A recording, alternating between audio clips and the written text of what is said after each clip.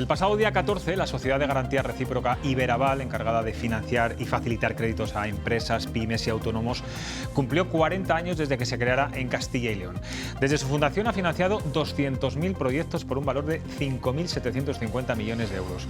Hoy vamos a charlar con su presidente, César Pombián, porque precisamente su cargo le permite tener una visión muy clara de cómo está la economía de nuestra comunidad en estos momentos y también en el futuro, al menos desde un punto de vista empresarial. Buenas noches, César, ¿qué tal? ¿Cómo está? Buenas noches.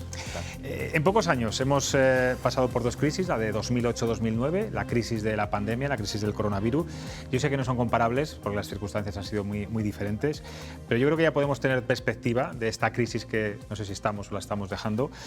¿Cuál ha tenido más consecuencias, digamos, más desastrosas para el sector empresarial y en qué momento ha notado Iberaval que las empresas, las pymes, necesitaban más financiación? Bueno, yo creo que a efectos la anterior crisis ha tenido un calado mayor y un daño mayor a todo el sector empresarial, ¿no? Esta veremos en qué termina y cómo evoluciona. ¿Y cuándo han necesitado más las empresas? Pues desde el principio, desde el día 1. O sea, lo que desde Iberaval vimos es que necesitábamos estar junto a las empresas desde el minuto 1, desde ese lunes después de la declaración del estado de emergencia y salir a apoyarles porque no sabíamos ni cuánto iba a durar ni cómo iba a ser. De hecho, han sostenido, por decirlo de alguna forma, con sus créditos a más de 9.000 negocios durante toda esta pandemia. Ustedes son un buen pulsómetro de cómo está el sector empresarial en Castilla y León. ¿Qué esperan en 2022 en nuestra comunidad? Buena pregunta. Complicada. Muy complicada. Bueno, se está viendo que nosotros creemos que va a haber dos mitades de año bien diferenciadas. Un primer parte del año muy complicada, con muchas incertidumbres, con muchas tensiones, las estamos viendo ahora en el mercado de la electricidad, el mercado de materias primas, y eso va a continuar. Y un H2 que esperemos que eso se vaya solventando a lo largo del año y después del verano podamos empezar una recuperación más potente. ¿Está Castilla y León mejor preparada que otras comunidades autónomas? Sí, por su ciertas debilidades que todavía a lo mejor hay que reflotar. Debilidades siempre tenemos y la mejora tiene que ser continua, ¿no? Pero sí considero que sí que tenemos un mix adecuado para poder sortear esta crisis. Es verdad que la automoción nos está golpeando muy fuerte y es nuestro primer sector, pero tenemos un turismo y un sector servicios muy potente, un agroalimentario que ha respondido muy bien a esta pandemia y está respondiendo muy bien a esta crisis, con lo cual tenemos un mix que nos va a hacer resilientes, por decirlo de alguna forma. Hoy Funcas también de alguna forma tumbaba el optimismo del Gobierno con sus previsiones económicas de crecimiento económico para este año y para el siguiente. También lo hizo el Banco de España recientemente. ¿De quién nos tenemos que fiar? ¿O usted en quién confía más? ¿En las agencias o los informes externos? ¿En el Gobierno, en las previsiones del Gobierno? Yo sobre todo en el pulso que hablabas tú de los empresarios y en el día a día y cómo a los pedidos. Es verdad que hay un gran interés por consumir, se ve en los bares, en los restaurantes, en los pedidos en los concesionarios, en las tiendas y demás, pero sí que hay muchas incertidumbres a nivel global que nos van a afectar mucho. Con lo cual, es verdad que los informes externos siempre das una mayor credibilidad que los que están de alguna forma viniendo del Gobierno, sea del color que sea, pero sobre todo el pulso de los empresarios, es lo más importante. En la gala del 40 aniversario de Iberaval, usted hizo un alegato a favor del empresario. Pidió que no se le estigmatizara, esta figura, que es la que crea, decía, riqueza, y lamentó una falta de proyecto de país para la figura del empresariado en general. ¿Es necesario a día de hoy todavía tener que defender a los empresarios de España? Yo creo que no solo defender, sino poner en su justo valor. Antes en la tertulia hablabais un poco de la reforma laboral, en la cual de alguna forma al empresariado o a la patronal de los empresarios y al resto de patronales pues se le está, entre comillas, desplazando un poco de ese diálogo social. Con lo cual creo que sí que hay que defenderlo, ¿no? O sea, la imagen que tenemos, la imagen partidista que algunos quieren hacer del empresario, del sombrero de copa, el puro y la presión sindical, no es así, no es verdad. No es verdad. Con lo cual sí que tenemos que poner en valor los empresarios. Yo siempre digo una frase que tenemos que contar lo que somos antes de que otros cuenten lo que no somos. Entonces tenemos que contar lo que somos. Por supuesto que creamos riqueza gracias a nuestros trabajadores también y somos los primeros que queremos contratar y que queremos seguir avanzando. Por lo cual considero que sí que tenemos que hacer esa defensa de lo que somos. El debate político ahora mismo es, lo acaba de decir antes, en estas últimas horas y en estos últimos días, la reforma laboral. ¿Cree que hay que derogarse la reforma laboral aprobada por el Partido Popular? No, antes escuchaba muy atento a los tertulianos y yo creo que hay que perfeccionarla, ¿no? Y hay que seguir evolucionándola, y hay que mejorarla, lo que fuera, pero derogar por derogar no, porque de hecho lo que tenemos es que Europa no nos está pidiendo una derogación, Europa nos está pidiendo que mejoremos la reforma laboral y que sea un mercado mucho más dinámico. El problema que tenemos es un paro juvenil estructural brutal no está bien coordinada la formación con lo que demanda el mercado. Es un mercado que va a cambiar muchísimo y mucho más rápido de lo que está cambiando a día de hoy, con lo cual tenemos que adaptar esa reforma laboral a las necesidades de país que tenemos. ¿Y qué riesgos ve? Aunque todavía el contenido es verdad que no lo conocemos detalladamente, pero ¿cuál es su miedo dentro de lo que pueda aprobarse en esta mesa? Que sea un arma partidista totalmente, en unos intereses particulares y no generales. Y cuando hablaba un poco del proyecto de país, es que de verdad sabemos lo que queremos ser en España. Esa es la verdadera pregunta. O sea, tenemos que ser un proyecto de país. ¿Qué queremos ser? ¿Queremos estar en la industria? ¿Queremos ser solo sol y playa? Tenemos que crear un proyecto de país. Y un proyecto de país, por supuesto, no es una legislatura. Y no es una crítica al gobierno actual, es una crítica a los diferentes gobiernos que han ido pasando, en los cuales se va gobernando a mandato, a 5 años, 4 años, 4 años, y un proyecto de una política industrial son 15 años. Una reforma laboral, no puede haber las reformas laborales ni de formación, ni educativas, es una auténtica locura. Garamendi decía hoy que él pedía Garamendi, el presidente de la COE, de la patronal, dejar la radicalidad y lograr acuerdos razonables, pero siempre, como decíamos antes, escuchando a Europa. ¿Teme que prevalezca más la voz de los sindicatos que de los empresarios en estas negociaciones que empezarán en breve? No, porque a los sindicatos no hay que temerlos. Los sindicatos son una parte importante de una reforma laboral y, por otra parte, están los empresarios y hay que llegar a acuerdos, ¿no? Al fin y al cabo, la ventaja que tenemos a día de hoy es que estamos condicionados de un dinero que va a venir fuera a una serie de reformas, con lo cual Europa va a tener que dar su beneplácito a esta reforma. Un gobierno puede ir muy a favor de un lado o muy a favor del otro lado, pero al final Europa va a tener que dar el beneplácito y creo que Europa tiene muy claro lo que quiere de la reforma laboral. ¿De quién se fía más a la hora de negociar o quién cree que va a atender mejor los intereses de los empresarios? Yolanda Díaz, que va a ser la que va a liderar las negociaciones, Nadia Calviño, que va a ser la que va a vigilar un poco por encima de todo. ¿Usted con quién se siente más cómodo como empresario? Como empresario y por formación y por conocimiento sobre todo de lo que nos va a pedir Europa, porque ha pasado allí su gran parte de su vida laboral, con Nadia Calviño, pero por esos temas, no por la radicalidad. Yo creo que Yolanda Díaz también es una persona que sabe que está jugando su propio partido a nivel personal o a nivel político y que tiene que llegar a acuerdos. En medio de todo esto, hablaba usted antes de las incertidumbres. Ahora las empresas, las pequeñas empresas, están en una especie de encrucijada y de repente tienen muchos problemas de golpe.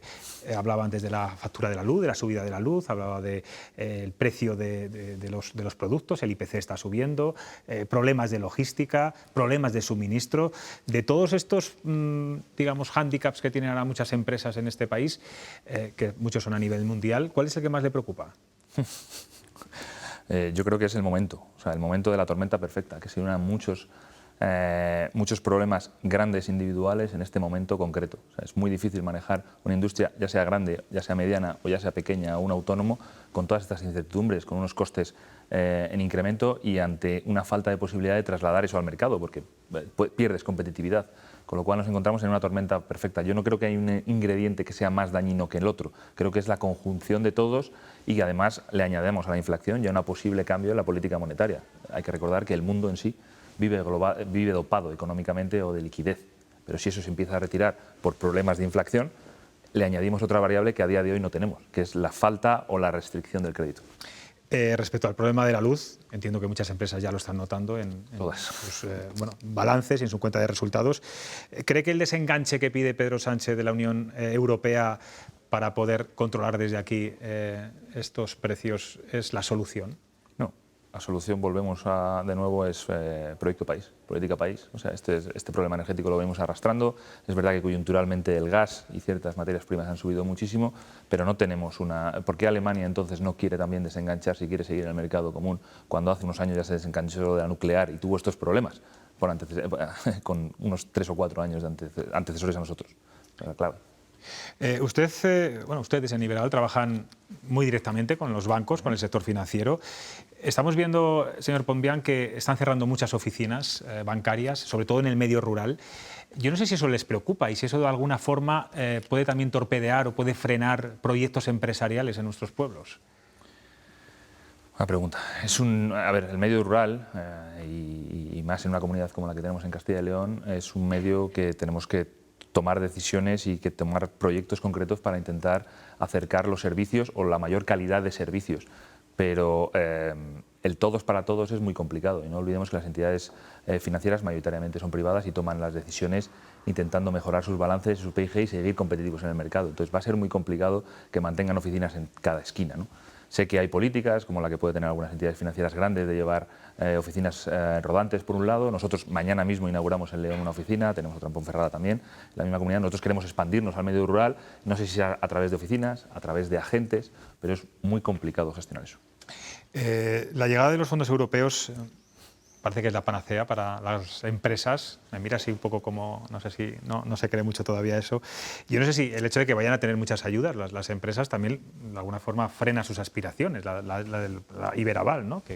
Bueno, no sé si esto... Yo, como dije con los ICOs, en el momento en el que salieron los ICOs por la pandemia, ¿no? Y se inundó el mercado de liquidez garantizada por el Estado, creo que somos complementarios 100% a cualquier programa de ayudas que hay. Cuando miro por los fondos europeos, creo sinceramente que todavía no está claro lo de los fondos europeos. Aquí en Castilla y León han salido 3 PERTEs, están saliendo PERTEs o proyectos de región en cada una de las diferentes regiones. No soy muy optimista con los fondos europeos. Llegarán, están llegando o han llegado ya una primera remesa, seguirán llegando, pero ¿en qué cuantía, con qué proyectos realmente vamos a transformar? ¿Con qué objetivo? Falta no solo filosofía, sino bueno, pasar de las musas al teatro, ¿no? Efectivamente. Usted desde muy joven fue un gran empresario de esta comunidad. ¿Tienen la mentalidad empresarial los jóvenes de ahora? Alguna vez lo hemos hablado usted y yo, esa vinculación, ese binomio universidad-empresa, ¿sigue sin funcionar en España? Yo creo que no funciona incluso aguas abajo. O sea, la universidad no puede ser el único camino para un joven que quiera emprender o que quiera trabajar en este país. Y a día de hoy, en gran porcentaje, es la única salida que tiene, ¿no? La formación profesional dual, aunque está mejorando y están poniendo las administraciones locales, regionales y estatales muchos recursos en ello, pero no está mejorando para poder tener de verdad una clase trabajadora y una clase emprendedora para poder dinamizar este país. Entonces, efectivamente, el binomio universidad y empresa está totalmente desconectado. Y de ahí que a lo mejor haya menos jóvenes emprendedores también, ¿no? También. Hay 4 tertulianos en esta mesa que también, señor Pombián, le van a hacer alguna pregunta. Julián. Señor Pombián, quería hacerle 2. Una es los créditos que avaló Iberaval desde el inicio de la pandemia. Llevamos ya 1 año y medio, pero las empresas tienen que empezar a devolverlos. Con esto que usted ha definido como la tormenta perfecta, ¿prevén problemas para devolver esos créditos? ¿Hay posibilidades de renegociarlo? Esa era una. Y la otra es, si algo ha tenido de bueno esta pandemia, que ha tenido muy pocas cosas buenas, es que ha concienciado a Europa y también a España de que debemos producir aquí, de que debemos rescatar producción que se fue fuera y que nos hizo muy dependientes y que nos metió en una crisis más profunda que otros países que producen. Sin embargo, yo, por lo menos en Castilla y León, no detecto, no sé si es lo que quiero saber, si desde Iberaval tiene usted una perspectiva de que haya proyectos, de que haya un movimiento en ese sentido, de que volvamos nosotros a producir lo que hemos dejado escapar. Vale, te contesto primero la primera. Por supuesto que estamos muy vigilantes de la parte de riesgos a cómo crece la morosidad y la dudosidad. De momento nosotros tenemos menos de la media de la banca europea española de morosidad, un 3,93 aproximadamente. Entonces vamos controlando muy de cerca porque tememos que con esta tormenta perfecta efectivamente se vaya deteriorando la capacidad de devolución de deuda de las empresas. Iberaval, con la función de utilidad que tenemos, siempre estamos abiertos a hablar de renegociaciones o de posibles continuaciones del préstamo para ayudar a esa supervivencia. O sea, nuestro objetivo es que esos proyectos viables, no por momentos coyunturales como el que puede ser el que estamos viviendo, caigan. Con lo cual vamos a seguir apoyando a las empresas como lo hicimos desde el minuto 1. Y a tu segunda pregunta acerca de si notamos que las empresas, lo que hemos notado desde los últimos meses, y hablo desde a lo mejor de los últimos 8 meses, es que tenemos más peticiones por inversión que por circulante. Con lo cual es una noticia de que se está invirtiendo más en nuevos negocios. Por supuesto, nuestra tipología de inversiones, que no son la gran empresa manufacturera a la que a lo mejor tú te refieres, bares, restaurantes, pequeños comercios, pequeñas fábricas, pequeños talleres, sí que están invirtiendo muchísimo. Es verdad que en el último mes sí que vemos semanalmente, cuando controlamos todo eso, que ha habido una ralentización, pero es que el dinero es miedoso. ¿Y hacia qué sectores van, sobre todo esas inversiones que están creciendo tanto? Principalmente han ido al sector servicios y luego al sector industria, metiendo dentro de la industria la agroindustria. Mercedes. Muchas gracias, buenas noches. Yo voy a descender de la complejidad de este mundo tan apasionante en los objetivos y las estrategias que llevan a cabo ustedes desde hace tantos años en no solo financiar, sino asesorar a las empresas. Yo desciendo a lo que estamos haciendo referencia, a la crisis de 2008 y la crisis de la pandemia, en lo que se refiere a las pymes y autónomos. Una pregunta, ¿cómo podría usted, que es un experto, transformarse ese drama en oportunidad de cara a todos los autónomos y las pymes, los comercios que en las ciudades y en los pueblos no solo crean empleo y dinamizan la economía, sino que dan vida, y ahora es un auténtico erial? Yo lo veo, por ejemplo, en Ávila, que es la ciudad donde yo vivo, y todo se vende, se traspasa, se vende, se vende, se vende, y está absolutamente muerta la ciudad. Yo que desde luego siempre procuro colaborar con el tejido empresarial de mi ciudad a la hora de comprar pero claro, cuando la demanda no se corresponde ya para nada con la oferta, pues al final volvemos a esas trampas de que las grandes superficies, con todos mis respetos, se coman a todos esos pequeños autónomos y pymes que han dado vida y configuran el contexto social y económico de las ciudades y los pueblos. ¿Hay algún milagro, alguna receta para que eso se configure en una oportunidad? Sí, porque esa radiografía que hace a Mercedes de Ávila es algo que se puede extender a cualquier otra ciudad de España, ¿no? Sobre todo en los cascos y los centros de las ciudades. Por supuesto. Yo te voy a contar un ejemplo, que es la mejor forma, ¿no? Cuando hablas un poco de los pequeños locales, hace poco hemos financiado y conocemos a un empresario de León, un chico joven, más joven que yo todavía, que lanzó una página web dedicada a vender cuadernos de arte. Cuadernos de arte y utensilios para pintar y demás. Creo que es ahora el líder nacional, con una facturación superior a los 14 millones de euros, y es un chico de León. Lo que no podemos hacer es luchar contra las querencias del mercado y contra cómo quiere comprar la gente a día de hoy, ¿no? Lo que tenemos que incentivar desde Iberaval, asesorando y financiando, es a esos jóvenes emprendedores que se quieren quedar en su región y que quieren se arriesgan y que quieren crecer con esos negocios, ¿no? Pero la forma o la mecánica en la que la gente compra, y ahora compra con el smartphone y a golpe de clic, esa no la vamos a poder cambiar. Entonces lo que tenemos que hacer es seguir apostando por esos emprendedores, aconsejarles de cómo pueden mejorar ese negocio y seguir financiándolos. Es la idea. O sea, quedar con la tecla de ese producto, en este caso del ejemplo que hablabas de León, es a veces bastante complicado, ¿no? Muy, muy complicado, ¿no? El mercado es muy complejo, la competencia es global, ya no solo es de tu ciudad o de tu pueblo, del pueblo de al lado, de Madrid, ahora ya es global y es muy, muy complicado, ¿no? Pero entonces es la labor de asesoramiento que nosotros tenemos para decirle, oye, por aquí sí o por aquí no lo vemos, por muy buena idea que sea. Pablo Lago. ¿Qué tal, César? Buenas noches. Buenas noches, Pablo. Enhorabuena por los 40 años de Iberaval. Yo sí te quería preguntar dos cuestiones sobre Castilla y León. Dices que el panorama pinta mejor aquí, sin embargo, uno de los problemas de la crisis ahora mismo es la inflación, de lo que está tensionando mucho más el mercado, derivada seguramente de la subida eléctrica y de los hidrocarburos, porque hablamos de la subida eléctrica, pero hay que hablar de los hidrocarburos con los costes que supone, porque este país sigue transportando muchísimo por carretera. Fundamentalmente es algo parecido un poco a lo que emanó de la crisis del 73, la crisis del petróleo, que derivó una inflación. ¿Cómo es posible que la inflación en Castilla y León sea 6-7 décimas casi superior a la media nacional? Por ejemplo, cuando me dices que se vislumbra un panorama mejor en Castilla y León que el resto de la comunidad, con la importancia que tiene la inflación, que nos hace menos competitivos, ¿no? Porque nos hace más costosos las cosas. La inflación es que te cuestan más las cosas, pero le cuestan más al que viene fuera y sobre todo en una comunidad de servicios. Te quería preguntar por eso, y otra cosa muy interesante que dices que tenemos que saber qué queremos ser como país. ¿Y cuándo vamos a querer saber lo que queremos ser como comunidad autónoma? Totalmente de acuerdo. Te paso a contestar primero al primero. Cuando hablo de que la comunidad está mejor preparada para asumir los riesgos, es, por ejemplo, en el porcentaje industrial, nosotros estamos por encima de la media nacional. El objetivo de la media nacional es un 20% y en nuestro PIB, en la configuración de nuestro PIB, nuestro porcentaje industrial es mayor. Principalmente porque tenemos una industria automotriz muy potente, seguramente la inflación venga de ahí, y luego porque también tenemos un punto de industria agroalimentaria muy potente. ¿La industria agroalimentaria se va a ver afectada por las materias primas?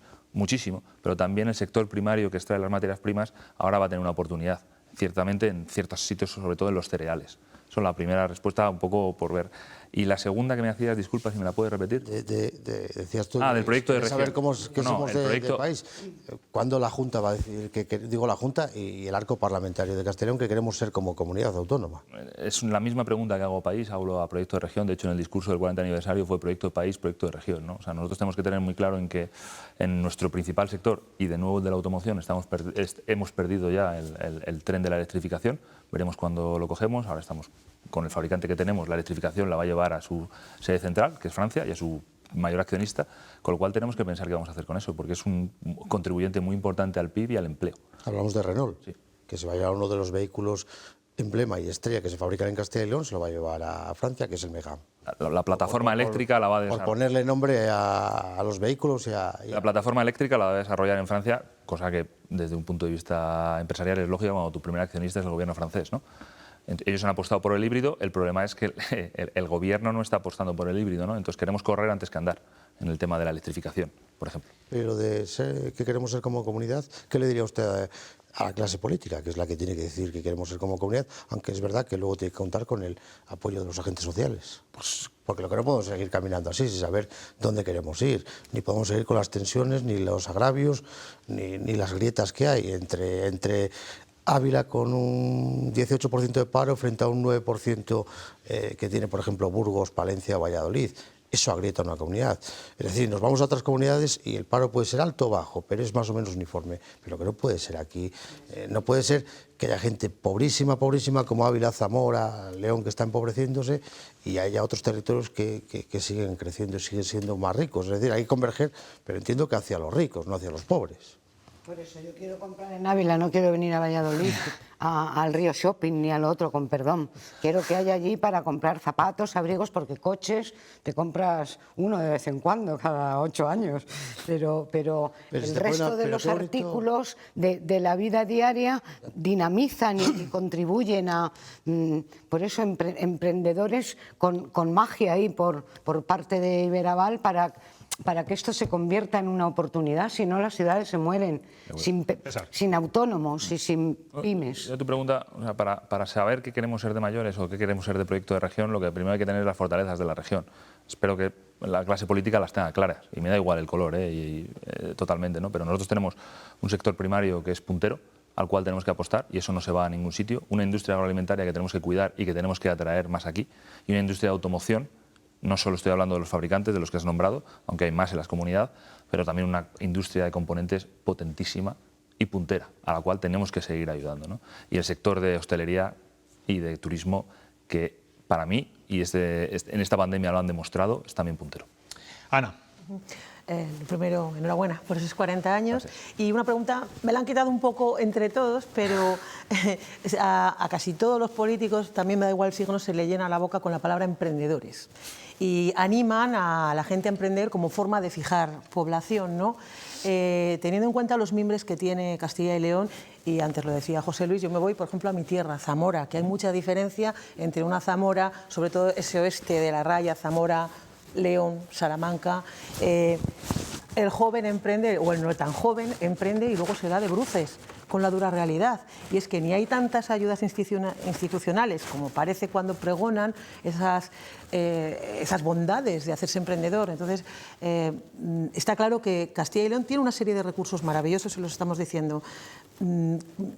Concretando más, ¿qué tipo de actividad recomienda usted para quien decide? ¿Por dónde hay que apostar? No me atrevo. Claro, ¿por dónde hay que apostar? Es decir, si tuviera la fórmula mágica... Cuadernos de arte, una tienda de cuadernos de arte. Ya está copado.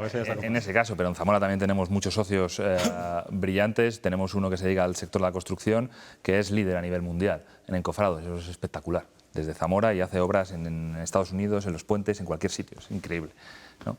Pero a lo que no hay ninguna fórmula mágica, no hay ningún sector en el que diga, ¿no? Lo que tenemos que tener es qué materia prima tenemos aquí en la comunidad, y la materia prima creo que más o menos es un poco la que os he ido contando, ¿no? Y tenemos que explotar esa materia prima. Entonces yo invito a emprender en ese sentido. Y cuando me dices la palabra emprendedor, que se llena la boca, ¿qué es un empresario? Un emprendedor que ha tenido éxito. Claro. O sea, a mí cuando hablan de esa diferencia de emprendedores, me parece, somos empresarios todos. El que tiene un empleado, el que acaba de empezar y el que tiene 48.000. Bueno, hay muchos casos de éxito también, ¿eh? No vamos a ser todo tan derrotistas. César Pombián, de verdad, muchas gracias por estar aquí en Cuestión de Prioridades. Felicidades de nuevo por ese 40 aniversario de Iberaval y a seguir asesorando y financiando a las empresas que haga falta, ¿no? Así lo haremos. Muchísimas gracias. Pues muchas gracias.